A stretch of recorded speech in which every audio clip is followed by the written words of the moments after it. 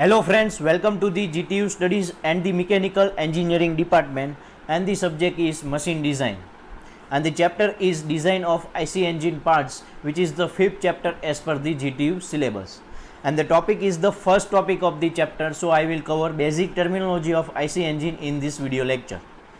જેમ તમને ગિયરના ચેપ્ટર છે એ સ્ટડી કરી ગયા એટલે એટલો આઈડિયા છે કે મોસ્ટ ઓફ ઇક્વેશન છે એનો યુઝ આપણે ડિઝાઇન ડેટા બુકમાંથી કરવાનો છે. તો ચેપ્ટરમાં મેઇન સ્ટડી કરવા જેવું શું આવે છે કે ઇક્વેશનની આખી પ્રોસેસ કઈ રીતે છે, એટલે કે ડિઝાઇન કરતી વખતે પ્રોસેસ કઈ ધ્યાનમાં રાખવાની, પ્લસ એ ઇક્વેશનનો કેવી રીતે યુઝ કરવાનો, અને એની અંદર જે ટર્મિનોલોજી આવે છે એનો પરફેક્ટ આઈડિયા હોવો જોઈએ. તો આવું same kind of IC engine પાર્ટ્સમાં તમારે એપ્લાય કરવાનું છે. તો એની બેઝિક ટર્મિનોલોજી છે, એનો આઈડિયા છે, તો ડિઝાઇન છે એ ઇઝી થઈ જશે. આ ટર્મિનોલોજી છે ઓલરેડી તમે ઘણા બધા ટાઈમ પહેલાં અથવા તો લાસ્ટ સેમમાં આઈસી એન્જિન સબ્જેક્ટમાં સ્ટડી કરી ગયા છો, પણ છતાં પણ ઘણા બધા સ્ટુડન્ટ્સને ભૂલાઈ ગયેલું હોય અથવા તો મિસઅન્ડરસ્ટેન્ડિંગ સાથે ઘણી બધી ડિફિકલ્ટી હોય છે. તો એ બધું જ હું તમને આજે રિપીટ કરાવી દઉં, જેમાં જે ડાયરેક્ટલી યુઝ થાય છે એટલી જ ટર્મિનોલોજી કરાવીશ, જેથી કરીને તમારે વધારે ટાઈમ પણ આપવો ન પડે. Terminology first of all start કરતાં પહેલાં તમને બધા જ બેઝિક પાર્ટ સાથે એક આઈસી એન્જિનની ફિગર છે એ ડ્રો કરેલી બતાવી દઉં, જેમાં તમે બધા પાર્ટ્સનું ઇન્ટ્રોડક્શન જોઈ શકો છો. આ બધા પાર્ટ્સના નામ છે એ ટર્મિનોલોજીમાં આવે છે, એટલે ડાયરેક્ટલી તમને ટર્મિનોલોજી છે એ સમજવામાં થોડી ઘણી ઇઝી થઈ જાય. આઈસી એન્જિનના મેઇન 5 પાર્ટ્સની ડિઝાઇન આપણે આ ચેપ્ટરમાં કરવાની છે, એ તમને કહી દઉં. એક છે સિલિન્ડર, બીજું છે પિસ્ટન, ત્રીજું છે કનેક્ટિંગ રોડ, ફોર્થ છે ક્રેન્ક શાફ્ટ, અને ફિફ્થ છે વાલ્વ મિકેનિઝમ. તો આ એની સિવાય બાકીના સપોર્ટિંગ પાર્ટ્સ છે એ પણ તમે અહીંયા જોઈ શકો છો. તો હવે આપણે 1 બાય 1 ટર્મિનોલોજી સ્ટાર્ટ કરીએ. તેમાં સૌથી પહેલી ટર્મિનોલોજી છે બોર. તો મેઇન પાર્ટ્સ એવું કહીએ આપણે આઈસી એન્જિનનું, ત્યારે સૌથી પહેલાં આપણા માઇન્ડમાં આવશે સિલિન્ડર. તો સિલિન્ડર એટલે શું થાય કે એક પોર્શન હશે જેનું વોલ્યુમ આપણે શું યુઝ કરીએ છીએ, π/4d² × L. તો એ સિલિન્ડર છે એટલે સર્ક્યુલર પોર્શન થયો, તો જ π/4d² એવું યુઝ કરતા હોઈશું. તો એ ડી છે એ મેઇન ડાયમેન્શન થયું સિલિન્ડરનું. એટલે જ્યારે પણ સિલિન્ડરની ડિઝાઇન કરવાની વાત આવે ત્યારે સૌથી પહેલું ડાયમેન્શન શું યુઝ કરવું પડે, બોર. બોર એટલે બીજું કાંઈ નથી, it is the internal diameter of cylinder. Diameter જ છે. હવે સિલિન્ડરની વાત કરીએ તો અહીં જોઈ શકો છો ફિગરમાં એક વધારે થિકનેસવાળી આખી એક સ્ટ્રક્ચર છે, જેમાં એક ઇન્ટરનલ સરફેસ કહેવાય અને એક આઉટર સરફેસ કહેવાય. એટલે એના 2 ડાયામીટર હોય છે, એક ઇન્ટરનલ ડાયામીટર અને એક આઉટર ડાયામીટર. તો એમાં જે ઇન્ટરનલ ડાયામીટર હોય છે એને બોર કહેવાય, આઉટર ડાયામીટરને નહીં. યાદ રાખી લેજો, કારણ કે અંદર જે વસ્તુ આપણે પ્રોડ્યુસ કરીએ છીએ, ગેસ અને પાવર, એ પ્રોડ્યુસ કરવા માટે ઇન્ટરનલ પોર્શન જ કામમાં આવે છે. એટલે આપણે એને ખાલી બોર તરીકે યુઝ કરીને આપણે યુઝ કરવાના છીએ. રેડી? તો આ થઈ ગયું first definition. Internal diameter of cylinder is known as bore. Second definition જોઈએ, સ્ટ્રોક. તો એના માટે સેકન્ડ ઇમ્પોર્ટન્ટ પાર્ટ્સ લઈએ, પિસ્ટન. તો પિસ્ટન છે કોઈ દી ઉપરની સરફેસે જે સિલિન્ડરની જે હેડ હશે, ટોપ સરફેસ, ત્યાં સુધી ટચ નહીં થાય. સિલિન્ડર હેડ અને પિસ્ટનની ટોપ સરફેસ વચ્ચે મેક્સિમમ થોડો ઘણો ગેપ રહે જ છે. એટલે બે ડેડ સેન્ટર તરીકે ઓલવેઝ ડિફાઇન કરવું પડે સિલિન્ડરમાં. એકને આપણે વર્ટિકલ એન્જિન હોય તો ટોપ ડેડ સેન્ટર ઉપરનાને કહીએ અને નીચેનાને બોટમ ડેડ સેન્ટર કહીએ. અને જો હોરિઝોન્ટલ એન્જિન હોય તો અંદરનાને ઇનર ડેડ સેન્ટર અને બહારનાને આઉટર ડેડ સેન્ટર કહીએ છીએ. તો આ 2 ડેડ સેન્ટર વચ્ચે પિસ્ટન છે એ ટ્રાવેલ કન્ટિન્યુઅસલી કરતો હોય છે. લિનિયર મોશન હોય છે એટલે લિનિયરલી ટ્રાવેલ કરતો હોય છે. તો આ 2 ડેડ સેન્ટર વચ્ચેના ડિસ્ટન્સને આપણે શું કહીએ છીએ, સ્ટ્રોક. એટલે જ્યારે પણ પિસ્ટન ટોપ ડેડ સેન્ટરથી બોટમ ડેડ સેન્ટર, ત્યારે એક સ્ટ્રોક કર્યો કહેવાય, અથવા તો બોટમ ડેડ સેન્ટરથી ટોપ ડેડ સેન્ટર મૂવ થાય ત્યારે ફરી બીજો કંઈક સ્ટ્રોક કર્યો કહેવાય. એટલે 1-2 સેન્ટર વચ્ચે જ્યારે મૂવ કરે ત્યારે આને આપણે એક સ્ટ્રોક તરીકે ડિફાઇન કરીએ છીએ. ડેડ સેન્ટર ઓલરેડી સ્ટ્રોકમાં મેં કહી દીધા એ પ્રમાણે એની ડેફિનેશન છે. વર્ટિકલમાં 2 આવે, TDC BDC, અને હોરિઝોન્ટલમાં 2 આવે, ODC IDC. રેડી? આ ઓલરેડી તમને આઈડિયા છે, એટલે આની અંદર વધારે ડિટેલમાં નથી જતા. આપણે ડાયરેક્ટ હવે જોઈએ ફોર્થ ડેફિનેશન, ક્લિયરન્સ વોલ્યુમ. હવે જે છે એ ડાયરેક્ટલી તમને ડિઝાઇનની અંદર કામમાં આવશે, બિકોઝ ક્લિયરન્સ વોલ્યુમ છે એ કમ્પ્રેશન રેશિયો ડિફાઇન કરવામાં યુઝફુલ થશે. કમ્પ્રેશન રેશિયો ડાયરેક્ટલી ડિઝાઇનમાં યુઝ થશે, એટલે ક્લિયરન્સ વોલ્યુમ આપણે ડિફાઇન કરવું જોઈએ. હજી પણ ઘણા બધાને ક્લિયરન્સ વોલ્યુમ વિશે મિસઅન્ડરસ્ટેન્ડિંગ હોય છે, એટલે ક્લિયર કરી લેજો કે અહીંયા તમે જોઈ શકો છો એ પ્રમાણે સિલિન્ડરનું સ્ટ્રક્ચર બતાવેલું છે, જેમાં આ જે ઉપરનો બ્લેક રાઉન્ડ દેખાય છે એ છે સિલિન્ડરનું હેડ. અને ત્યાં સુધી પિસ્ટન કોઈ દી ન પહોંચતું હોય મેક્સિમમ, એટલે પિસ્ટન જ્યાં સુધી મેક્સિમમ ટોપ સુધી જઈ શકે છે એને આ ગ્રે કલરની સ્ટ્રીપ વડે બતાવી દીધું છે. એ થઈ ગયું તમારું TDC, પિસ્ટન એટ TDC એવું લખેલું છે. પિસ્ટન છે એ સૌથી બોટમ સુધી ક્યાં સુધી જઈ શકશે, અહીં સુધી જઈ શકે છે, એટલે અહીંયા લખી દીધું છે પિસ્ટન એટ BDC. તો આટલા 3 પાર્ટમાં આપણે ડિવાઈડ કરી દીધું સ્ટ્રીપ વડે.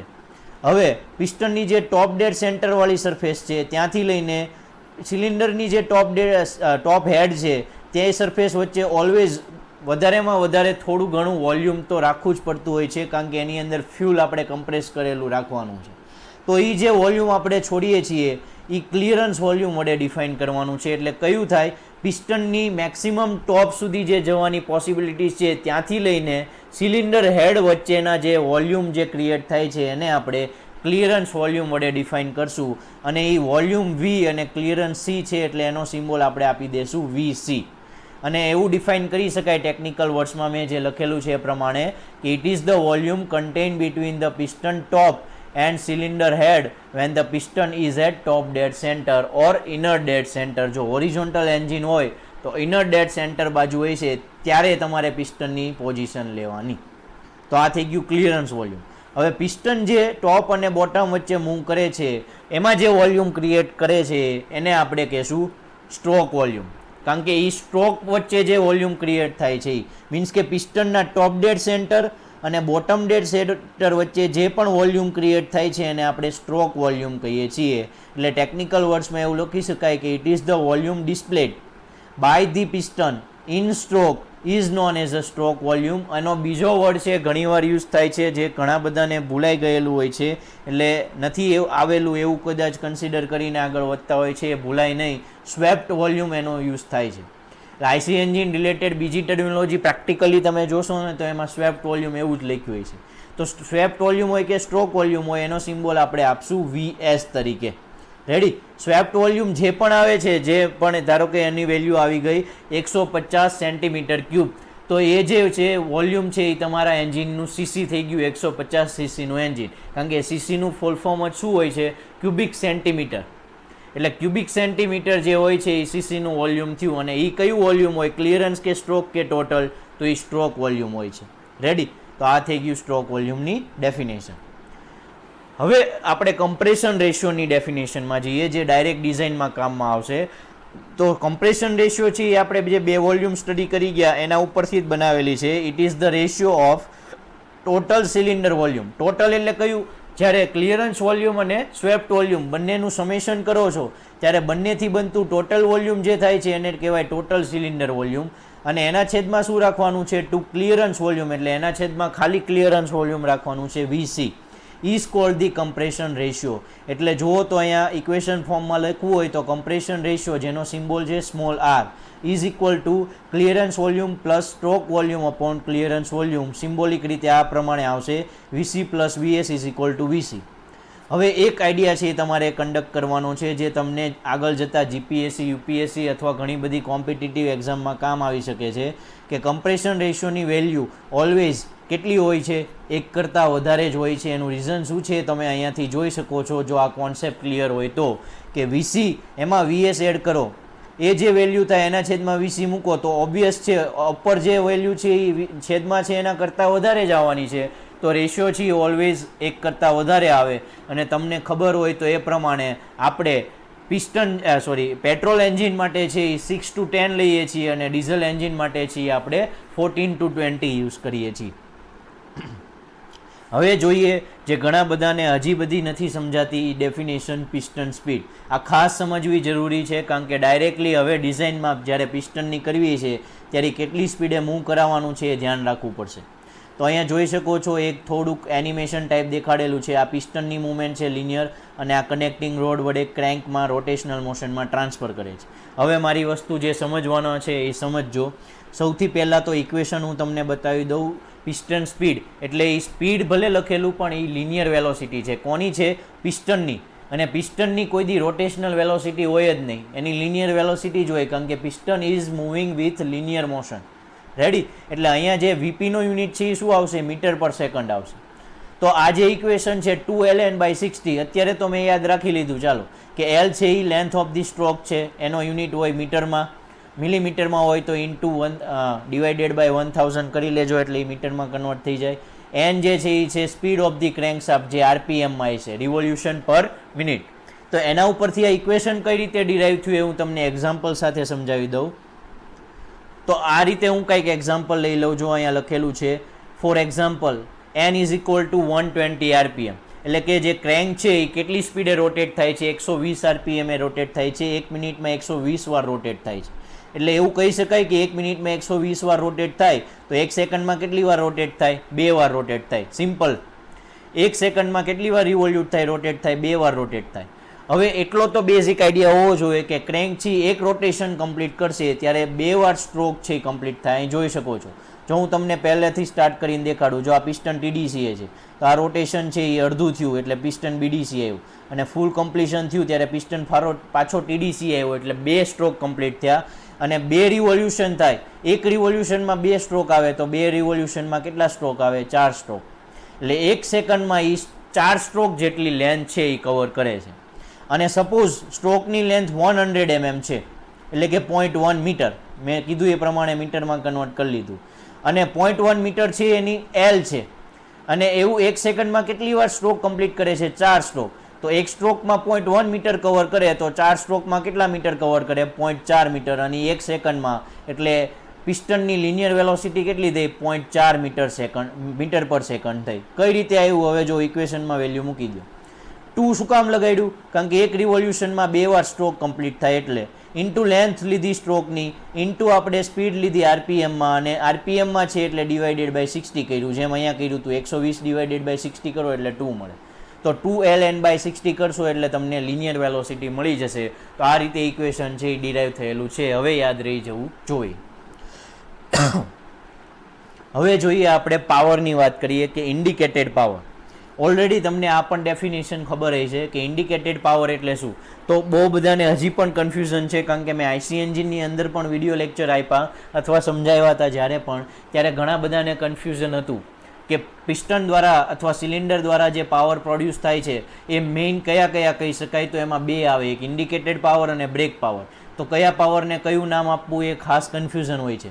તો પહેલાં તો એ સમજાવી દઉં કે અંદર પિસ્ટનમાં એટલે કે સિલિન્ડરના સ્ટ્રક્ચરની અંદર પિસ્ટન દ્વારા જે પાવર પ્રોડ્યુસ થતો હોય એને ઇન્ડિકેટેડ પાવર કહેવાય. પણ જે પાવર પ્રોડ્યુસ થાય છે એમાં મિકેનિકલ લોસીસના કારણે આપણી સુધી બહાર ક્રેન્કશાફ્ટ ઉપર જે પાવર મળે છે એની કરતાં ઓછો હોય છે. એટલે આપણે એ પાવરને પાછો અલગ કહેવો પડે, કારણ કે એની વેલ્યુ ઘટીને મળશે. એટલે એ પાવરને આપણે બ્રેક પાવર કહીએ છીએ.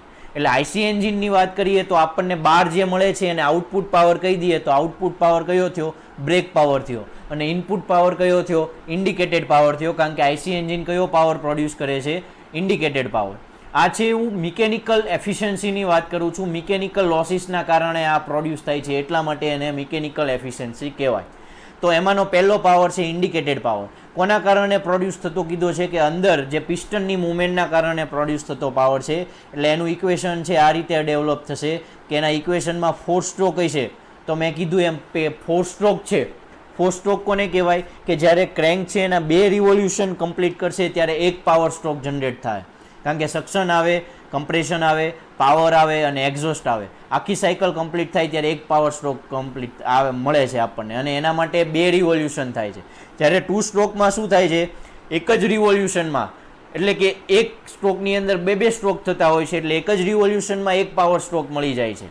એટલે દરેક રિવોલ્યુશને દરેક પાવર સ્ટ્રોક મળે છે. એટલે 4 સ્ટ્રોકનું અને 2 સ્ટ્રોકનું ઇક્વેશન સેમ જ છે. એક વસ્તુ યાદ રાખવાની છે કે 4 સ્ટ્રોકમાં ડિવાઇડેડ બાય 2 છે એ એક્સ્ટ્રા એડ કરવાનું છે. 2 સ્ટ્રોકમાં એવું કાંઈ નહીં આવે, એનું રીઝન છે મેં કીધું એ. બાકી ઇક્વેશન તમને ઓલરેડી ખબર છે. PM એટલે કે pressure, mean indicated effective pressure. A એટલે area of the cylinder. L એટલે length of the stroke. N એટલે આરપીએમમાં જે ક્રેન્કની સ્પીડ છે એ અપોન 60, કારણ કે આરપીએમને આપણે સેકન્ડમાં ફેરવવું હોય એટલા માટે. લેન્થ છે એને આપણે 1000 શું કામ કર્યું છે, કારણ કે એનો આન્સર 1000 ન કરત તો વોટમાં મળે, પણ આપણે ડાયરેક્ટલી કિલોવોટમાં જ ઓલવેઝ મેઝર કરશું એટલે 1000 કરેલું છે. આ બધા યુનિટ છે એસઆઈ યુનિટ લેવાના. અને આઈપી છે 4 સ્ટ્રોક માટે છે એટલે 2 એડ કર્યું, અને 2 સ્ટ્રોક માટે હોત તો 2 છે એનું વગરનું ઇક્વેશન યુઝ કરવાનું છે. તો આ છે indicated power. Same kind of હવે આપણે જોઈ લઈએ બ્રેક પાવર, જેનું ઇક્વેશન તમને ખબર છે. પાવર એટલે શું થાય, torque into omega. Torque into omega એટલે linear velocity, sorry angular velocity, આ બધાને ખબર છે. અથવા ડાયરેક્ટલી 2π/nt/60 થાય એ ખબર છે. એટલે બ્રેક પાવરનું ઇક્વેશન આવશે 2π/nt/60. જો આ બધા પાવરના ઇક્વેશન ઘણીવાર 2π/nt/60 યુઝ થાય છે ઘણી જગ્યાએ. શું કામ? તો જ્યારે પણ શાફ્ટ રોટેટ થતો હોય ને એના ઉપર પાવર જ્યારે મળતો હોય ને, અથવા તો પાવર રોટેટ કરીને આપવો પડતો હોય, ત્યારે ઓલવેઝ રોટેશનવાળો પાવર હોય ને એટલે 2π/nt/60 જ આવે. રેડી? અને કિલોવોટમાં લેવી છે વેલ્યુ એટલે ડિવાઇડેડ બાય 1000 કરેલું છે. અને આ થઈ ગયો બ્રેક પાવર. હવે બ્રેક પાવર અને ઇન્ડિકેટેડ પાવર ઉપરથી લાસ્ટ ડેફિનેશન આજની ટર્મિનોલોજી જોઈએ, એ છે મિકેનિકલ એફિશિયન્સી, જે મેં ઓલરેડી હમણાં ડિફાઇન કરી દીધી કે it is the ratio of output upon input, જે ઓલવેઝ બધી જ ડેફિનેશન એફિશિયન્સીમાં લાગુ પડે છે. એ પ્રમાણે જ અહીંયા આઉટપુટ બ્રેક પાવર છે અને ઇનપુટ ઇન્ડિકેટેડ છે, એટલે mechanical efficiency is equal to brake power upon indicated power થશે. રેડી? તો આ હતું આપણું લાસ્ટ ટર્મિનોલોજી. આઈ હોપ તમને આ બધી ટર્મિનોલોજી છે એ રિપીટ કરીને યાદ આવી ગઈ છે. તો હવે આપણે જ્યારે ડિઝાઇન સ્ટાર્ટ કરશું ત્યારે બધી જ યુઝ કરવામાં તમને હેલ્પફુલ થશે.